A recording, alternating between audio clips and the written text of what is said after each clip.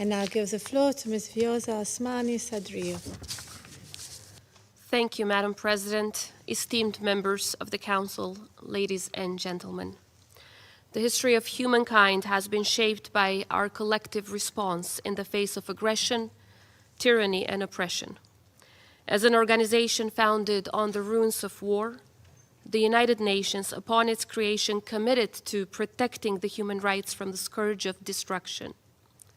It was meant to bring the world under one roof, to not only discuss but also to reflect, to not only meet but also to cooperate, to not only adopt resolutions but also to deliver.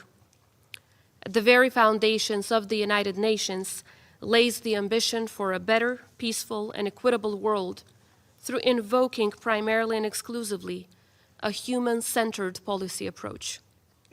Today, as I stand here representing my country, the Republic of Kosovo, I'm reminded of the profound impact that democracies uniting for a common purpose have had in my country and in my people.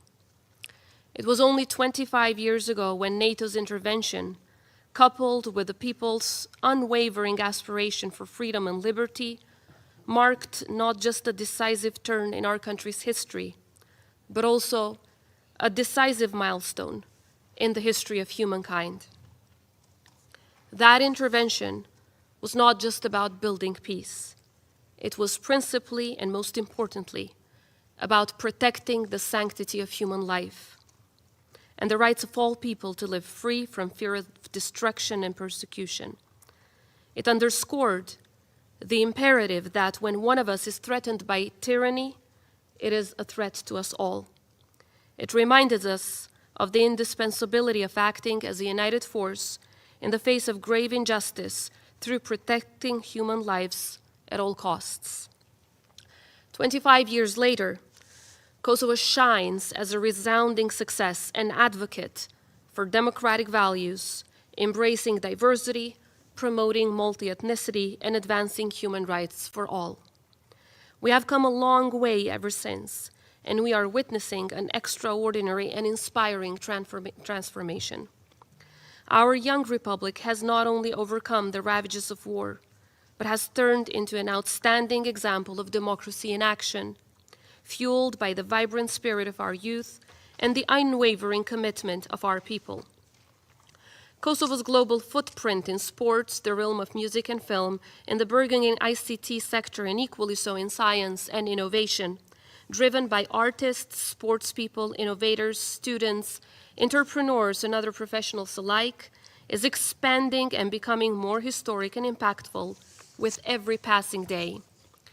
Each of these achievements encapsulates the essence of a people reborn, a people that thrives on hope, works with passion, and dreams with courage, paving the way toward a full future with possibilities and successes.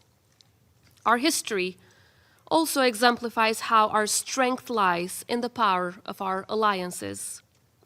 We have made great strides because of our steadfast resolve to raise from the ashes of war, but equally so because of the support, the guidance from, and the partnerships we've built with countries that stood by us and with us during our darkest days.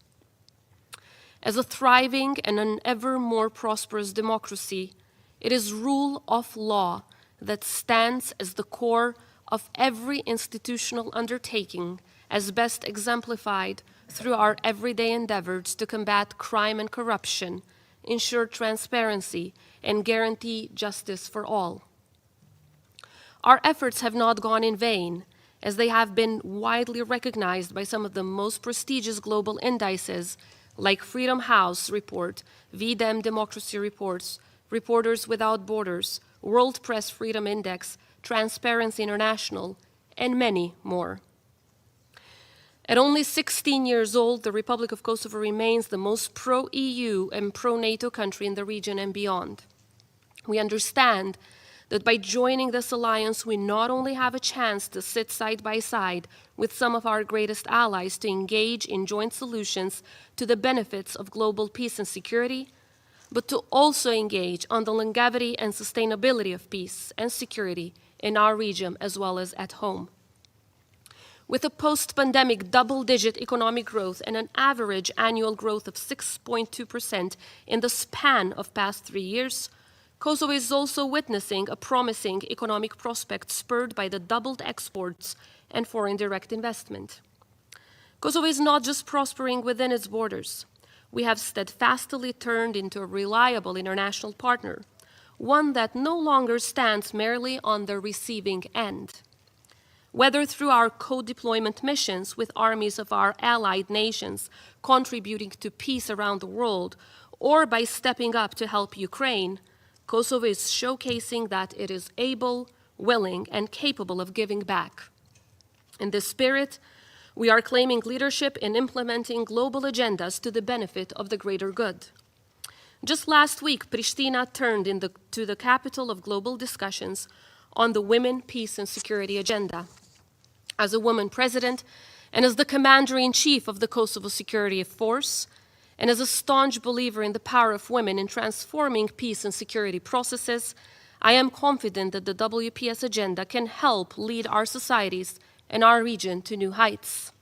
Through the just-launched Regional Center on Women, Peace and Security, supported by Secretary Blinken's office, we look forward to working with all the countries in our region, as well as with each and every one of you, to lead our collective efforts for building sustainable peace through putting women and girls at the heart of our collective endeavor. A Kosovo for all, one that promotes diversity, inclusivity, and representation. This is the Kosovo we work for every day.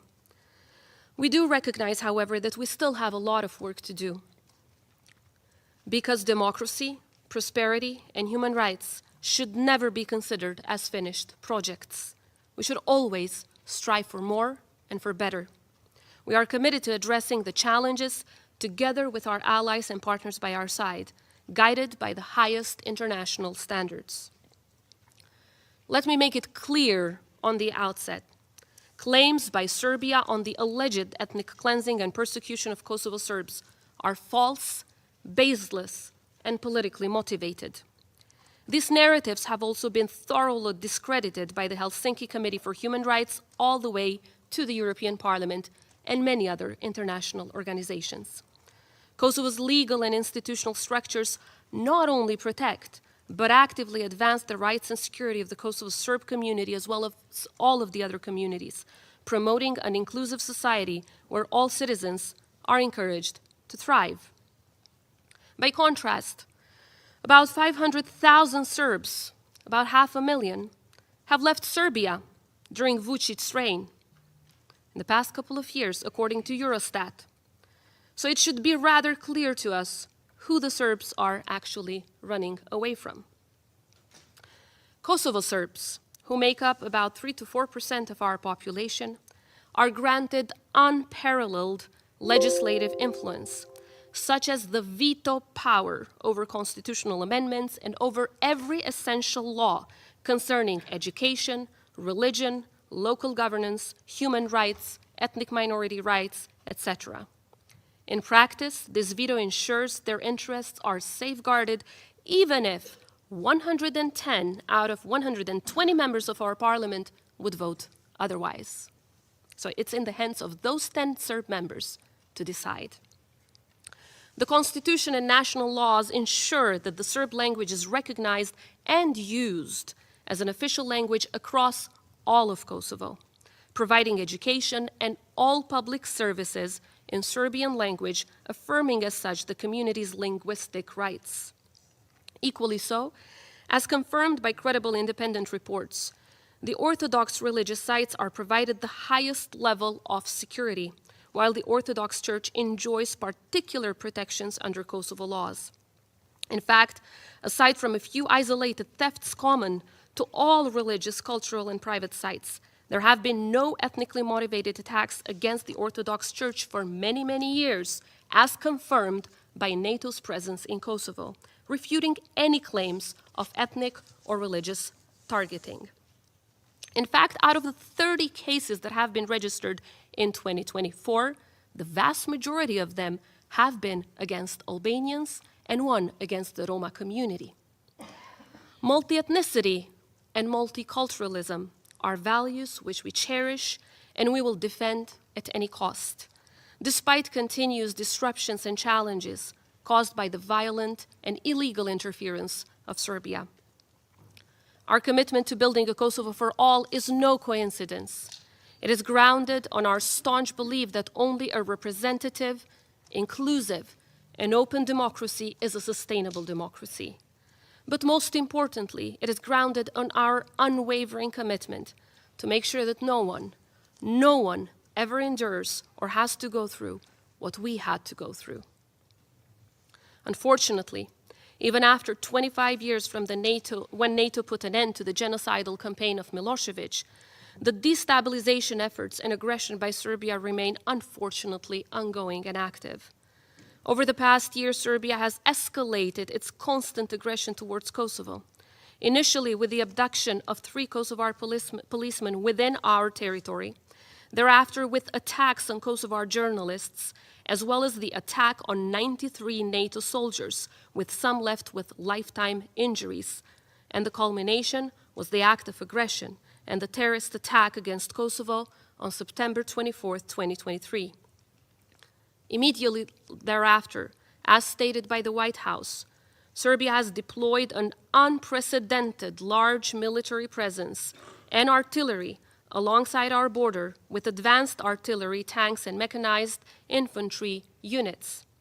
Just a few days ago, they also tested their Irani drones exactly at the border with Kosovo.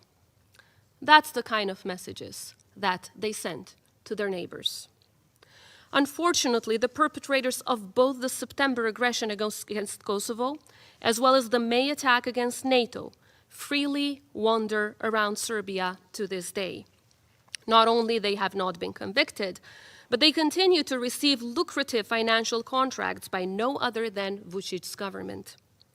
Just last week, shortly after Kosovo's resounding success at the Parliamentary Assembly of the Council of Europe, a human rights organization, Serbia escalated tensions by targeting buses carrying Kosovo citizens, including both Albanians as well as Serbs who work for Kosovo institutions.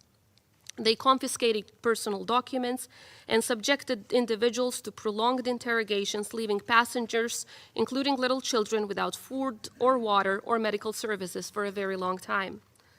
Notably, Dejan Jankovic, the Serb deputy director of the Kosovo police, was detained alongside other police officers, highlighting Serbia's ongoing efforts to intimidate and undermine the Kosovo Serbs.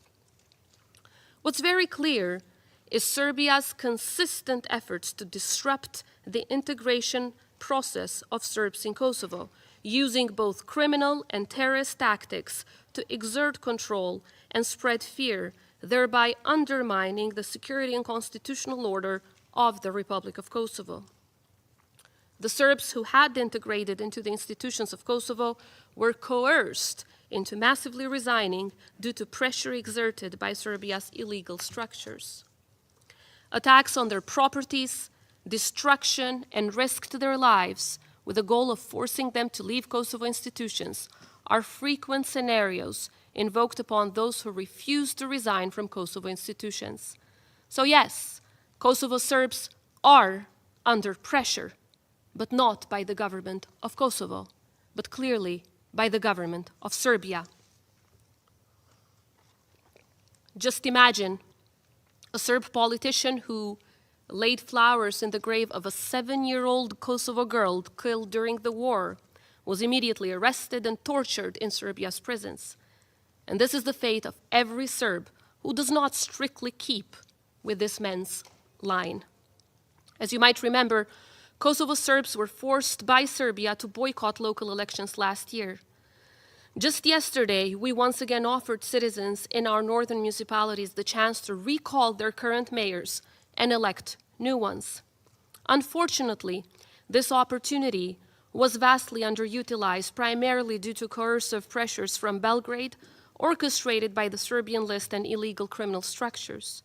Despite these challenges, Kosovo upheld its democratic values, demonstrating political maturity and strict adherence to the highest international standards. So if there are Albanian mayors still in their offices, the Serbs in Kosovo have Vuçiq to thank for. A recurring narrative propagated by Serbia is the discussion around the Association of Serb-Majority Municipalities. ASMM was initially signed as part of the 2013 agreement. I repeat, agreement. But it was never meant to become an isolated issue. Several conditions had to be met by Serbia before the ASMM comes to life, notably the obligation to dissolve illegal structures. Yet so far, Serbia hasn't delivered in any of those, but has turned those illegal structures into paramilitary ones that commit destabilization and aggression against all of its neighbors. While we know too well that non-implementation of agreements is Serbia's middle name, it is quite a hypocrisy for Serbia to preach of the necessity for our side to deliver while they constantly violate their side of the deal, or deals, because there are too many of them not implemented by them. Whereas when it comes to the Brussels Agreement of 2023, it does have 11 articles, not just one. However, before proceeding any further, Vučić should clarify whether he accepts the 2023 agreement, as his government clearly indicated in a letter sent to the EU that they do not. Whereas, on behalf of the Republic of Kosovo, I'm here to recommit to all of you, as we have many times before, Kosovo's intention to implement this agreement swiftly, entirely, and unconditionally.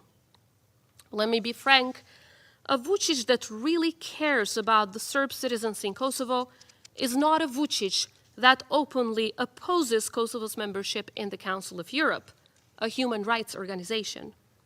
If his truest intention is to advance the rights of Kosovo Serbs, which he claims is the underlying motive for the implementation of the ASMM, then Vučić should be the strongest advocate for Kosovo's membership in the Council of Europe, which evidently means more human rights for Serbs in Kosovo, not less. More human rights for all the citizens of Kosovo, no matter their ethnicity, no matter their religion or other background. Esteemed members of the Council, the memories of the war still echo starkly in the minds and the hearts of so many of us seated in this room. When searching for the right words to convey to the world the true meaning of war, I turned to Vasfije Krasniqi, Shyrete Tahiri Sulemani, Elhame Muçoli, and Farie Hoti, who are sitting with me here today. The 4 members of my delegation, as well as to the women, men, elderly, and children tuning in from their homes or on the move. We have not just heard of wars. We've lived through the horrors of it. We have not just read about wars in history books. Our recent history was defined by one. We don't just look at images of a war, because the memories of war unfold with every passing day.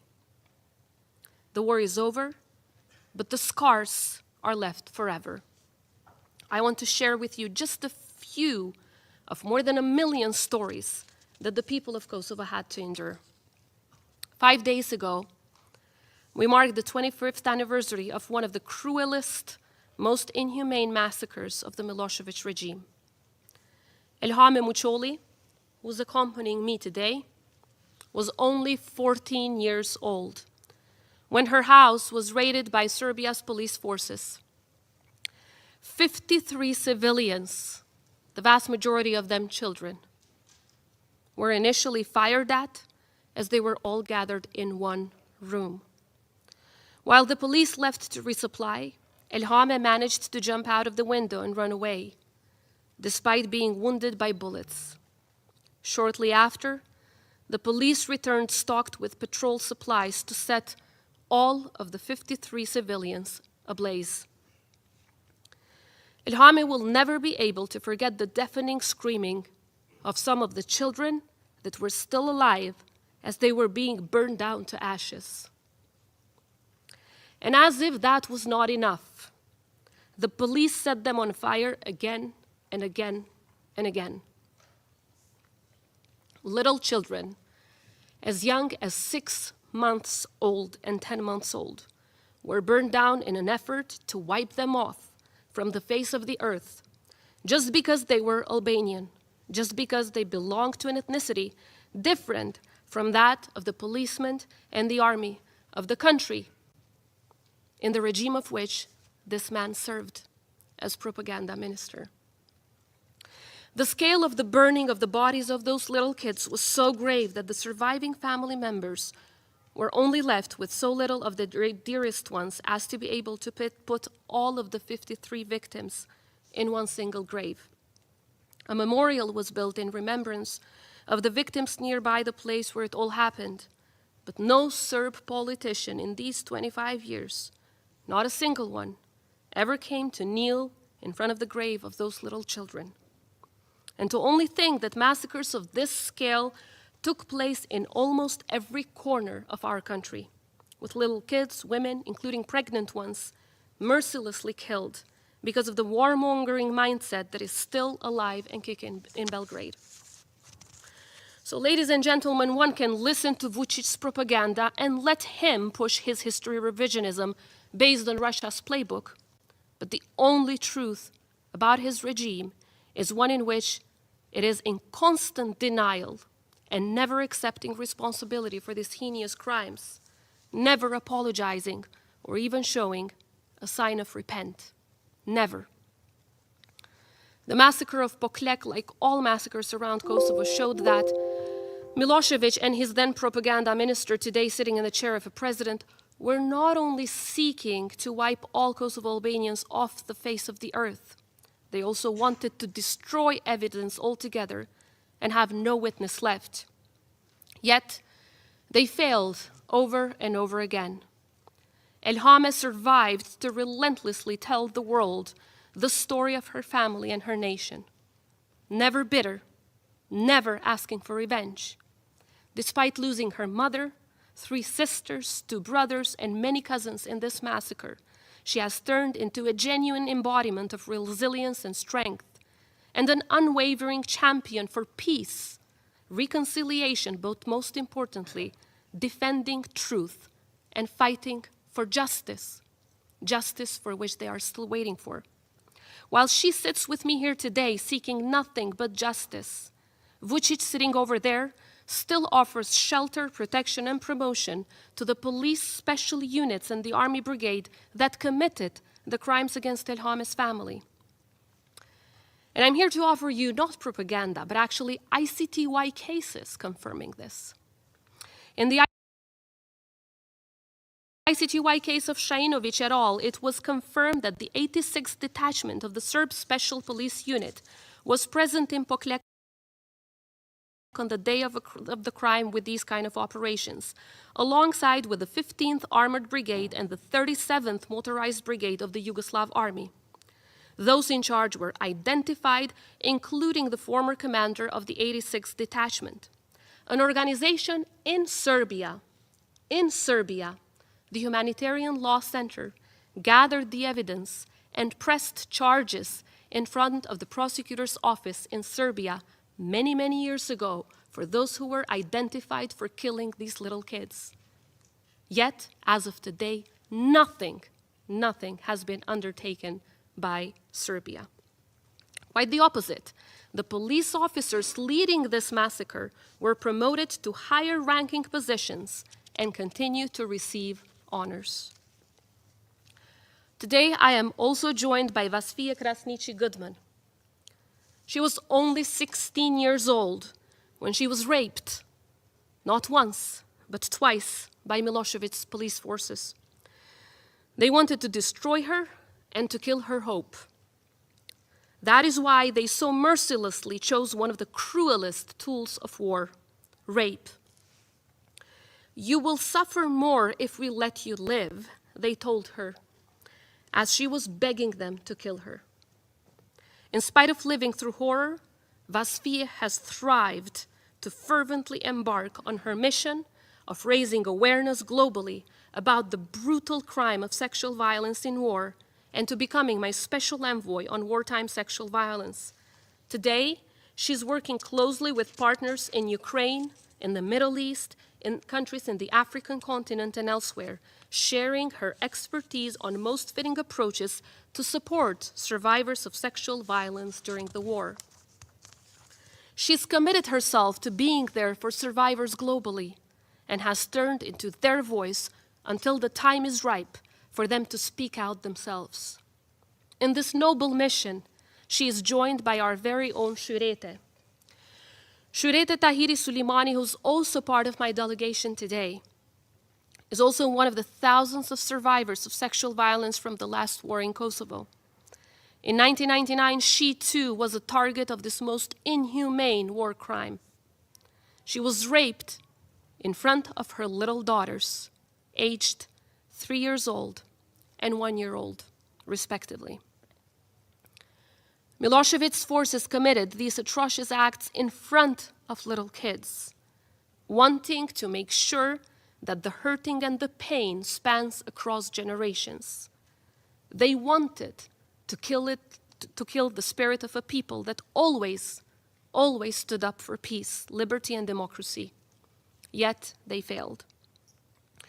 While Vasfia, Shurete, and her daughters still grapple with the trauma of the war, they are unwavering in their commitment to leave no stone unturned to make sure that others never have to experience what they have gone through and that justice is served. They have chosen action over despair. They have chosen to speak up, to advocate against stigma, rallying a whole country around their cause and working tirelessly, not just pursuing justice, but also amplifying their voice and the voices of wartime sexual violence survivors in Kosovo and everywhere else in the world. Every day, we witness the extraordinary resilience and determination of Kosovo women who refuse to be silenced by the horrors they endured. Their fight against stigma and their quest for justice are exemplary. I will keep repeating over and over again, holding perpetrators accountable for these heinous acts is our moral responsibility. Yet, the number of cases where Serbia had put perpetrators of wartime rape behind bars is zero. Zero. Because of this despicable war, in almost every corner of my country, you will still face the many shades of the aftermath of the war. I am also humbled to be joined today by Fahriye Hoti. In Krusha, the village where Fahriye lives to this day, together with her children, almost all the men were killed mercilessly, and all the children grew up without their fathers. Some still remaining forcibly disappeared, including Fahriye's husband. Overall, more than 1,600 persons from all around Kosovo are still forcibly disappeared in massive graves in Serbia. Despite agreeing to open the archive through an agreement reached in Brussels, Vuçiq constantly rejects to implement it. The forcible disappearance of our citizens, many of whom were children, represents one of the most monstrous crimes of the Milosevic genocidal regime. Therefore, once again, we demand their return and continue to work with resolve to pursue justice. This pursuit is not simply about finding answers. It's about affirming our commitment to human dignity and to ensuring that such atrocities are never repeated. Despite facing unimaginable loss, Fahriye never surrendered. She transformed her grief into action while turning her pain into unwavering determination. Today, she leads Cooperativa Krusha, a business that not only revived her village's economy, but became a powerhouse for its renowned products across Europe and the United States. Most importantly, she became a symbol of hope and empowerment for women in her Krusha, in all of Kosovo, and across the world. What Milosevic and his propaganda minister Vuçiq wanted was a people that was scarred and broken. What they got is a people who are resilient, compassionate, and unwavering in their ambition to make never again a reality and not just a slogan, while putting the pursuit for justice center stage. What they got is a people that never seeks revenge, but will never give up on justice. Ladies and gentlemen, 25 years ago, nations around the world faced a critical decision: to choose between supporting a genocidal regime or stand with the victims of that regime. The people of Kosovo will forever remain grateful that you chose humanity over repression. You chose the right side of history, committed to act before it was too late. It was, unfortunately, already too late in Srebrenica, where over 8,000 men and boys were ruthlessly killed with the sole intention of exterminating them, a genocide in the heart of Europe. We may not be a member of the United Nations yet, but we wholeheartedly support the resolution on Srebrenica genocide. Defending the truth, fighting history revisionism, and rejecting genocide denial is the only way towards long-lasting peace and reconciliation. While it unfortunately took the world 29 years to agree on a Srebrenica Genocide Commemoration Day, and many of the mothers of Srebrenica have not lived to watch you while you vote on May 2nd, it is the hope of the women standing with me today, and the hope of the people of Kosovo who went through the horrors of the Milosevic regime, that we will live through the day when you will all agree to fight for justice for all of the victims of Kosovo. I assure you all that in the free, independent, sovereign, and democratic Republic of Kosovo, a republic that is there to stay forever, and among its people, you will always find a partner and an ally who does not take freedom and peace for granted. Our story is far from over, and much of our potential is yet to be fulfilled. But our future is bright. I am confident that one day we will join you at this table, becoming part of the family of nations that currently makes up the United Nations. And as we make great strides forward, I want to reassure you that no attempt by Serbia to deny war crimes or revise history will ever succeed as long as we have a voice. Thank you.